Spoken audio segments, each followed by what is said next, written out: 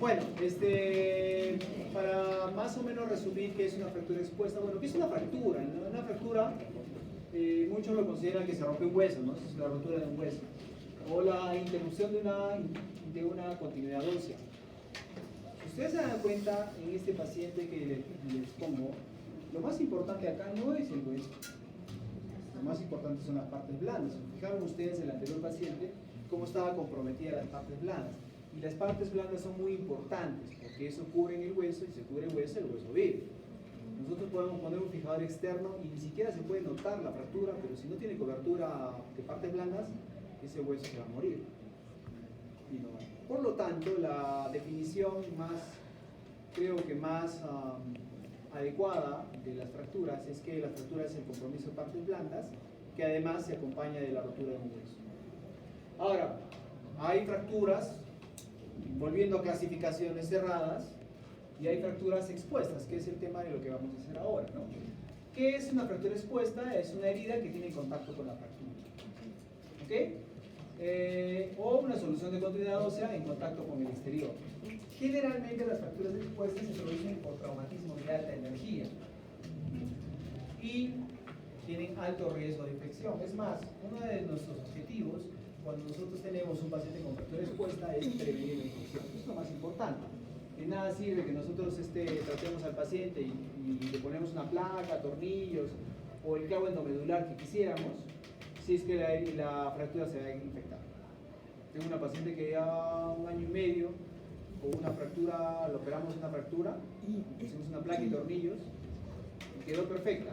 Entonces no se le ocurrió mejor cosa que ponerse un poco de tiquil más otra cosa, más sábila, más no sé qué.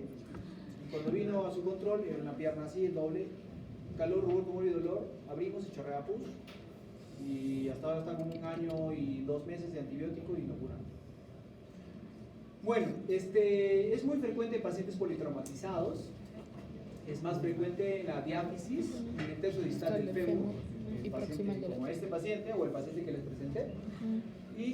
O es más frecuente, uno de los sitios también frecuentes es el tercio proximal de la tibia. El 30% de las lesiones tienen lesiones en otro lugar.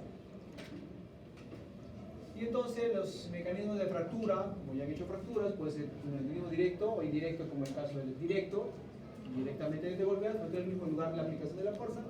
En cambio, cuando es indirecto, es una fuerza transmitida de otro lugar, ¿no? Tu pierna queda atrapada, giras y te puede romper el fémur, ¿no? Y acá vamos, cuando nosotros tenemos una fractura expuesta, tenemos que clasificarla. Y clasificamos las fracturas. Una de las clásicas es la clasificación de Mustilo y Anderson. Y entonces la clasificamos de 3 tipos, tipo 1, tipo 2, y la tipo 3 es A, B y C. ¿Okay? Y entonces el tipo 1 es una herida menor de 1 centímetro, la contaminación generalmente está limpia, los daños de partes blandas son mínimos, y el daño óseo generalmente es una fractura simple.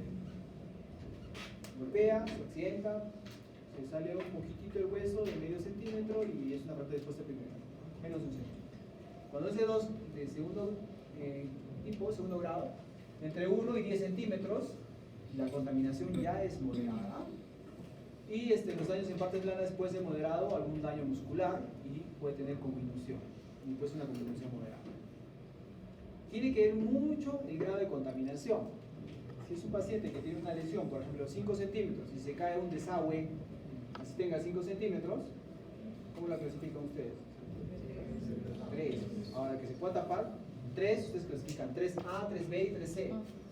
Mayor de 10 centímetros, el grado de contaminación es severa. Y acá, cuando es 3A, es aplastamiento severo, pero las partes blandas permiten la cobertura ósea. Este es el hueso que se sale. Cuando una vez que lo limpio y todo más, cierro con partes blandas, es 3A. Pero si yo no puedo cerrar y se me expone, es frecuente en la tibia, porque en la tibia, recuerden ustedes que es la piel y debajo está el hueso. A veces se daña tanto, se abre o se pierde y no cierra la tibia. Y entonces 3B. Y cuando hay un daño vascular, pues es una fractura 3C, que acá necesita una revascularización. Hace 2 días llegó un paciente que bueno, tener una fractura multifragmentaria con perdigones en esa zona, entraban a revascularizar. El paciente tenía una lesión vascular presente. Y entonces ustedes tienen que conocer la clasificación de Bustillo-Anderson al dedillo. ¿Por qué? ¿Por qué clasifican esto? Porque cuando es tipo 1 van a hacer una cosa, cuando es tipo 2 otra cosa y cuando es tipo 3 otra cosa. Cuando es tipo 1 van a usar 1 o 2 litros de agua. Cuando es tipo 2, de 3 a 5 litros de agua para lavar. Cuando es tipo 2, se dan cuenta que incluso les da una guía terapéutica. Cuando es tipo 1 vamos a usar un antibiótico, cuando es tipo 2 otro antibiótico, cuando es tipo 3 otro antibiótico. Y entonces por eso es importante clasificar las fracturas.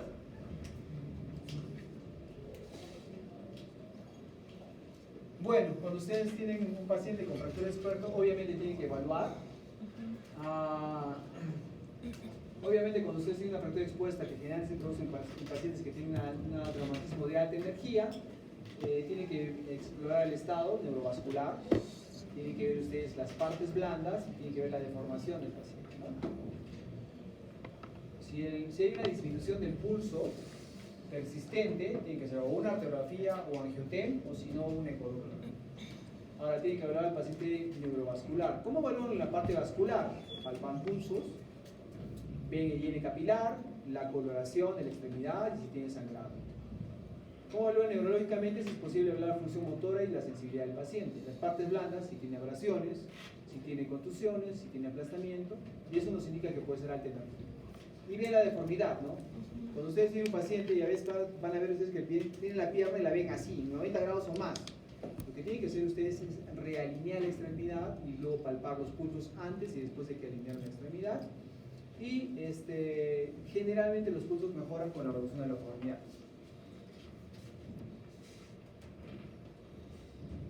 Y entonces la lesión de las partes blancas no llega a determinarse en toda su extensión. En sala de urgencias se debilita mejor en el momento de la intervención. O sea, obviamente cuando ustedes están en sala de operaciones, ustedes tienen en toda su extensión lo que tiene el paciente, qué lesión tiene y pueden evaluar la plenitud.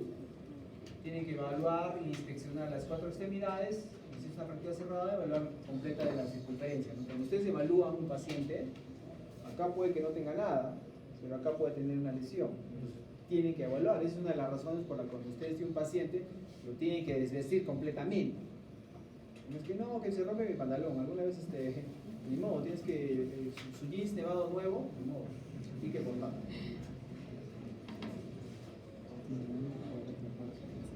Bueno, y cuando ustedes tienen un paciente con una fractura, pues lo clásico, tenemos que solicitar un estudio radiográfico, se solicita de inicio, obviamente es el examen auxiliar elemental, siempre en 2 planos, AP y lateral. Así les diga el técnico radiólogo, no puedo mover la pierna porque sale como una gota de sangre y me mancho. Tienen que tomar en 2 planos, porque eso les va a indicar a ustedes cómo es o qué extensión tiene la fractura. Como dice, abarcar la totalidad del hueso estudiado. Tiene que tener una radiografía de una articulación antes y después. Por ejemplo, si es el fémur, tendría que tomar desde la rodilla hasta acá. Cuando es metáfisis y epífisis, ustedes pueden poner oblicuas, externa o interna. ¿Y para qué les sirve la radiografía? Es obviamente para evaluar la gravedad de la lesión y planificar una cirugía. Y además para descartar cuerpos extraños. Se dan cuenta ustedes que en ese paciente se notaban todas las piedras que tenía. ¿Cuáles son los objetivos que tenemos en un paciente que tiene fractura expuesta? Lo más importante es prevenir la infección. Si ustedes hacen una buena limpieza quirúrgica, no se va a infectar el paciente. Y eso es un gran paso, porque recuerden ustedes que una infección, que una osteomielitis, generalmente no sana. Entonces el paciente lo tiene por vida. Luego, otra cosa que tenemos que hacer es estabilizar la fractura. Se fijaron ustedes que se puso un fijador externo. Tenemos que buscar restaurar la función y tenemos que buscar que consolide el hueso. Las fracturas, cuando han hecho consolidación de las fracturas, ¿no? Las fracturas expuestas no consolidan igual que una fractura cerrada. Demora muchísimo más. Como ustedes han visto, consolidación de las fracturas. Primera fase, formación de hematoma, 48 horas. Segunda fase, inflamación. Hasta los 7 días. Tercera fase, 7 días a 3 semanas. Pero resulta que cuando ustedes tienen una fractura expuesta, ¿tiene hematoma perifracturario? Entonces va a durar igual. y entonces se retrasa aún más. Y ustedes no pueden evaluar un paciente que tiene una fractura cerrada como una fractura expuesta. Demora más. Y bueno, el principio de tratamiento, pues el tratamiento del shock, como les decía, ese paciente que tiene, si está chocado, si necesita sangre, si no necesita sangre, funciones vitales y todo el ATLS que ustedes imagino que lo han leído, ¿no? Bueno, si no lo han leído, les invito a que lean el ATLS. Pues el paciente se tiene que hacer, ya se ha hecho, se le ha evaluado, se trata de shock, se ha hecho un examen radiográfico, pues se pone a hacer operaciones de anestesia general, se tiene que lavar, incluso si quiere se puede cepillar, o sea, se limpia todo, se quita todo lo que esté muerto, todo lo que está negro, bueno, así, qué bonita fascia, y está negra, bueno, todo. ¿Por qué? Porque si ustedes tienen, dicen, no, pobrecito, ese va a ser el foco de infeccioso y se les va a contaminar todo. Igual, si es que el paciente tiene que dejarse sin partes blancas, las dejamos, le ponemos otro tipo de masquerel, redecimos la pierna, la hacemos crecer, pero lo importante es que no se infecte. ¿Ok? Considerar las condiciones de reducción de la fractura, se puede reducir, hay que ver la cobertura y el cierre de la herida. Obviamente la inmovilización es rigurosa y elevación del nivel. ¿Por qué la inmovilización rigurosa? Cuando aumenta una fractura expuesta, cuando hay movimiento, tiene más tendencia a infectarse, por lo tanto tiene que estar estable. Si es el paciente tiene que recibir solo antitetánico y antibióticos, tenemos que recibir antibióticos y hay que observar en forma diaria la herida. ¿Qué hacer para prevenir la infección? Pues tenemos que dar antibiótico tan pronto como sea posible. Cuando ustedes tienen una posta y viene un paciente que tiene una fractura expuesta, denle antibiótico. Viene emergencia, los pacientes, lo evalúa el cirujano, el neurocirujano, el cardiovascular, y al final tiene el traumatólogo, 80 horas después. Y recién le indica antibiótico. El antibiótico se da de inicio. Ustedes ven que un paciente que tiene una fractura expuesta, indican antibiótico. ¿Qué más? Los desbridamientos, el retiro de partes blandas que están muertas, tienen que ser las veces que sean necesarias, por eso es un control diario. Lo vemos en hacer operaciones 48 horas después, y si es necesario retirar más partes blandas, se las retira. Tenemos que estabilizar la fractura, generalmente cuando son fracturas expuestas con fijadores externos, y podemos hacer un cierre definitivo entre la primera semana tras el traumatismo. Recuerden ustedes que cuando ya el paciente está hospitalizado, aumenta el riesgo de infecciones por patógenos hospitalarios. ¿Qué significa los patógenos hospitalarios? Son resistentes.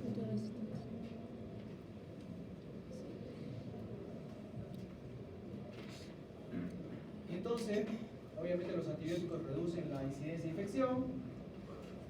Obviamente también tenemos que decir que la infección es proporcional a la severidad del traumatismo. Mientras más el traumatismo más severo, tiene más riesgo de tener infección. Y como les decía, pues tiene más riesgo de infecciones por patógenos en el hospital. Una vez estabilizado el paciente, toxoide tetánico, luego tenemos que poner una gamma globulina antitetánica, y eso ustedes tienen que valorarlo, si el paciente necesita o no necesita suero antitetánico. Si es mujer, ¿qué le preguntan? Para ponerle suero antitetánico. No está embarazada. Viene una mujer, 36 años, con una fractura expuesta. ¿Qué le preguntas? Dice, ¿le tengo que poner suero antitetánico? Es un accidente de tránsito. Y le dices, ¿le tengo que poner suero antitetánico? No, ¿le pongo o no le pongo? ¿Qué le preguntarías? ¿Perdón? A ver, ¿qué es la doc? Que está ahí con la mano ahí. ¿Qué le preguntas, doctorita?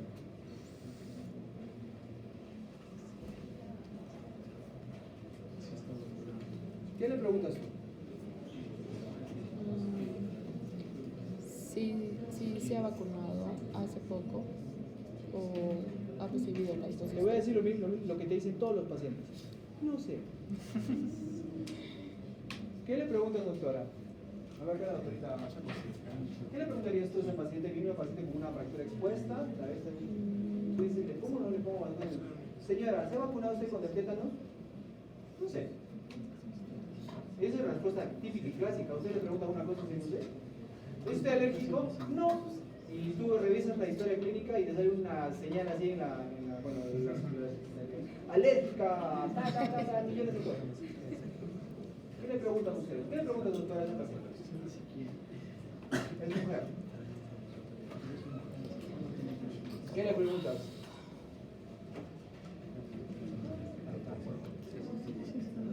Tiene que preguntarle a los sabios. ¿Qué edad tiene su último hijo? ¿Por qué? ¿Han hecho ginecoobstetricia? Control prenatal. ¿Qué les indica cuando está su control prenatal? Vacuna, antitetanio. Entonces, si la señora dice, ¿qué edad tiene su último hijo? 3 años, doctor. Ah, ya, vacuna. ¿Qué edad tiene su último hijo? 20 años. 20 años. Solo te digo. A ver, con los hombres a todos ponen, porque ninguna son menos despistados. Algunos saben, ¿ah? Sobre todo los que ahora trabajan en las clínicas, ese tipo de cosas, pero la mayor parte. Obviamente tenemos que hacer el recuento sanguíneo completo, hemograma, hemoglobina, BCG, PCR, resultados para estancias de fase aguda, para saber cómo está el paciente, su grupo sanguíneo, si es que va o no va a necesitar sangre. Y acabamos, como les decía, hay algo del tiempo de Friedrich, algunos dicen que sí, que no, que bueno. Pero el tiempo de Friedrich dice que aquellos pacientes que tienen menos de 6 horas de producida la lesión, pues los gérmenes están en la superficie y la herida está contaminada. Pero si es un paciente que tiene más de 6 horas y los gérmenes profundizan en los tejidos, es una herida infectada y se tiene que tratar con el paro. Entonces acá clasificamos, parece la famosa clasificación de Gustilo, cuando tiene una fractura expuesta de primer y segundo grado, se pone una cefalosporina de primera o segunda generación, nada más. Si nosotros tenemos un paciente con una fractura expuesta 3A, B o C, le vamos a poner una cefalosporina de primera generación y un aminoglucósido. A no ser que nosotros sospechemos de Clostridio, o sea, se hizo un establo, se cayó le cayó el caballo en el establo y pensamos que tiene Clostridium tetani y usamos penicilina ahí. No empiecen con tecoplanina, tazobactam, por favor. Hospital a veces veo y ya está indicada clindamicina, meropenem. Y cuando quieran necesitarlo, ¿qué van a ponerlo? Bueno, hay alguna evidencia de que la cámara hiperbárica pues, produce o mejora los pacientes, porque la cámara hiperbárica lo que aumenta es la presión parcial de oxígeno de los tejidos. Y obviamente cuando somos alérgicos a la penicilina no puedes dar y trinda y el glucosa.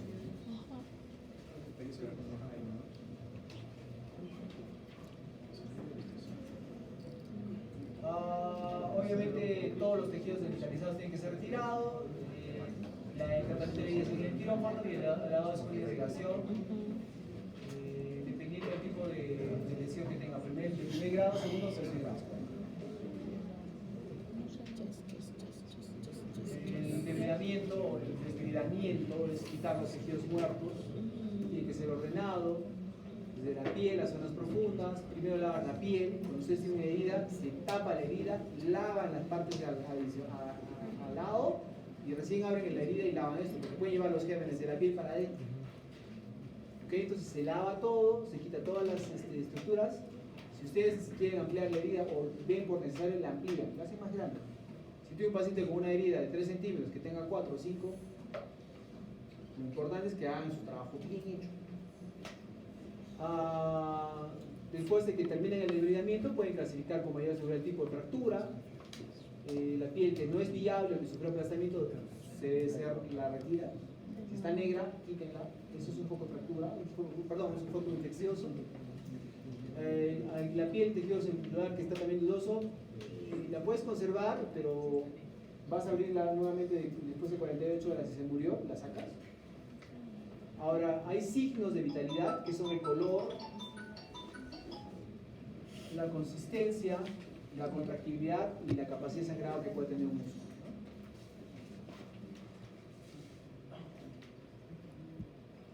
Entonces el músculo, como están ahí, debe ser viable. Si se contrae débilmente, pues dejamos 24 o 48 horas, si no, lo retiramos. Si es posible dejar unidades músculo tendinosas, las dejamos, pero si el músculo está muy mal, no nos queda otra. los fragmentos óseos que están desvitalizados los sacamos. Y muchas veces cuando hacemos una vasectomía profiláctica en el ligamento inicial, ¿no? Y finalmente hacemos un cierre primario, a veces depende si vemos que está bien limpia la herida, o hacemos un cierre secundario, un cierre diferido por segunda intención, como este, o dejemos lo dejamos así y después lo cerramos. Y eso es todo. ¿Alguna pregunta, alguna cosa más?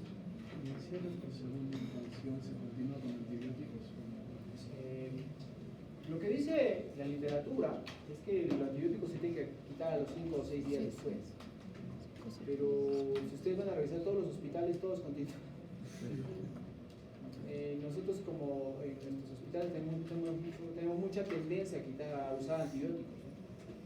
Por ejemplo, se usa antibiótico profilaxis, le pones 2 gramos de cefazolina para las cirugías y ya está. En otros sitios acá le ponen 2 o 3 días. Ok, ¿alguna pregunta, alguna cosa que les... un fijador externo se utiliza, ¿no? Pues un fijador externo... Y podemos hacer una aplicación interna con clavos en los lugares. Sí, de las clavos en la doble. A veces ponemos un fijador externo y luego ya lo convertimos como ese paciente que pusimos que vimos anteriormente, le presenté desde Cocha. Primero le pusimos el baje, el fijador externo, le quitamos todo y le pusimos clavos, tanto arriba abajo, clavos en la. La ventaja de ese paciente es que era binario informal, tiene un montón de plata. Todo lo que le pedíamos nos traía. No pasa muchas veces. Recuerden ustedes que vivimos en un país pobre. En el seguro a veces les dan todo, a veces. Cuando hay algo complejo, no. Entonces, cuando tenemos un paciente que necesitamos, por ejemplo, ese VAC, cuesta la periodera suma de unos 6.000 soles y a veces lo cambiamos 3 o 4 veces. Más el fijador externo, entonces ahí dio mucho dinero, pero como era muy honesto, le pedíamos una cosa y lo compraba. No pasa así en la mayor parte de pacientes.